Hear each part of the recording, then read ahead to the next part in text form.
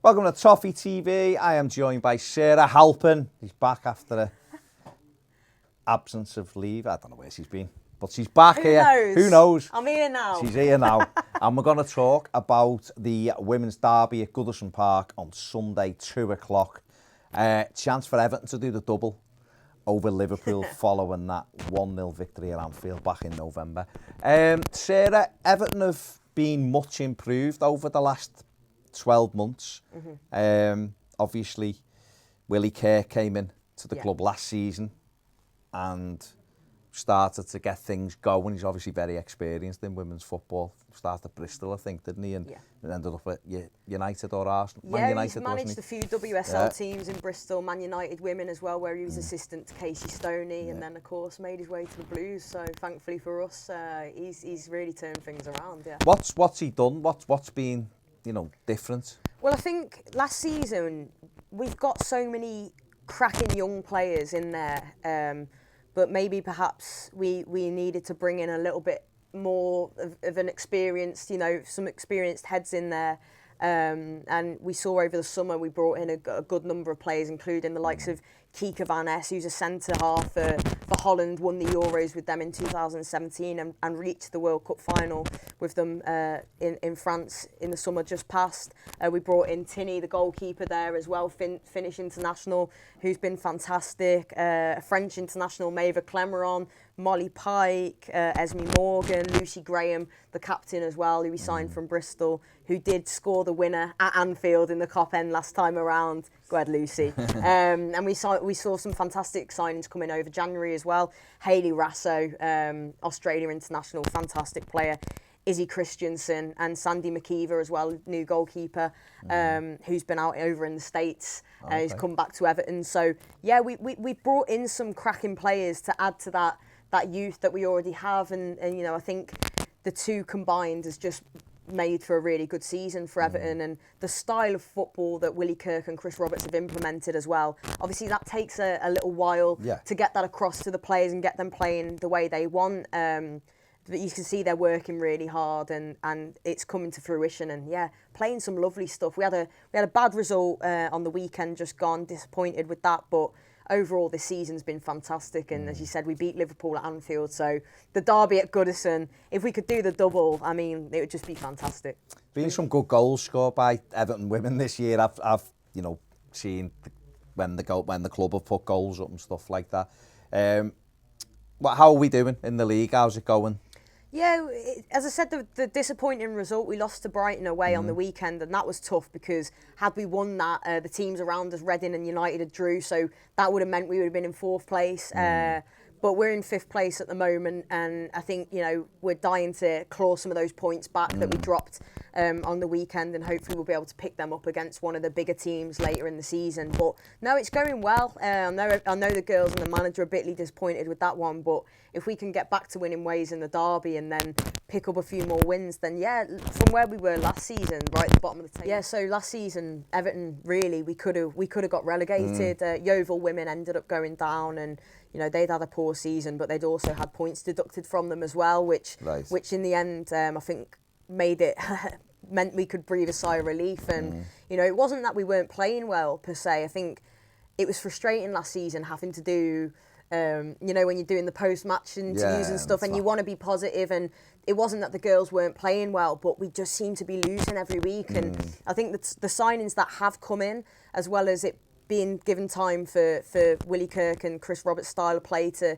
be implemented properly, it's all come together, and we look like we've got a really, really good side. I think in the WSL, you've got Arsenal, Chelsea and Manchester City, who I think, to be honest, are a little bit more advanced than the rest of the teams. But what we're seeing this season from Everton is that we're really making a case to be, the best of the rest, if you like. Okay. I don't really like that term, but that's there is a big gap, and from where we were to now be trying to finish in that top 4 position, would be fantastic. And then if we can do that, obviously look to build and progress even further. That's good progress, isn't it? Who then, for people who don't know and potentially going to go the match, and hopefully loads will. Yeah, absolutely. Liverpool got 23,500 at Anfield for the other one, so Come on, Blues. We've got to show. We always go on about being real fans. So Yeah. if you are, make sure you're at Goodison to support these girls, because I tell you, they deserve it. Who should we be looking out for then? Who are you going to... I know it's difficult because you see the girls a lot, but who would you single out for maybe players who will catch the eye of fans who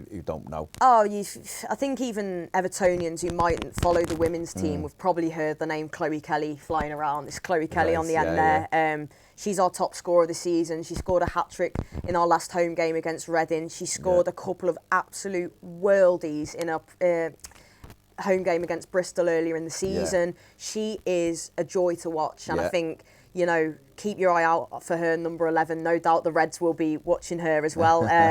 But we've got some mad talents in there. Lucy Graham, who I mentioned before, who scored the winner last time. She scored some kingers this season.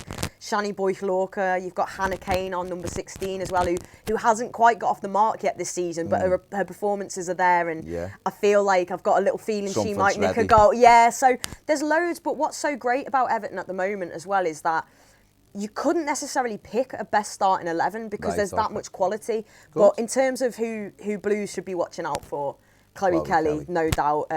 She's back, you know, been called up.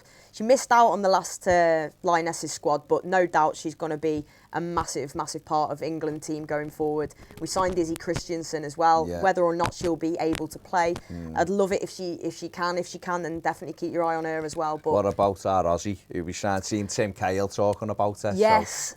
So Hayley Rasso, we've signed her. Has she played yet? She's not played yet. I think she's joining us in Feb, which obviously we're in now. Okay, so that'll be interesting. Yeah, I mean, I'd love to see her in the derby. I think we've got a good relationship, haven't we? Obviously, Tim Cahill, Australians that have been at the club. Obviously, Tim Cahill's the one you... Yeah. Actually, have we had any We had Eddie Bolsonaro, he didn't do much. Yeah, so it's Tim Cahill, but he's enough to, you know... Jason Curtin as well. Yeah, that's it. So, I mean, I think Aussies have got that real sort of tenacity about them, and win, isn't it? Exactly. So looking forward to her getting involved as well. So come on then, this is your rally cry. Why should Evertonians on Sunday get to Goodison for the derby? Why should we? You've got to get there. I mean, I know you'll still get people saying, "Oh, it's women's football. We're not interested," or whatever. It's exactly the same sport. It's just, as it says on the tin, it's women, not men. And the quality as well improved, technically, I mean, I think the technical ability of these girls is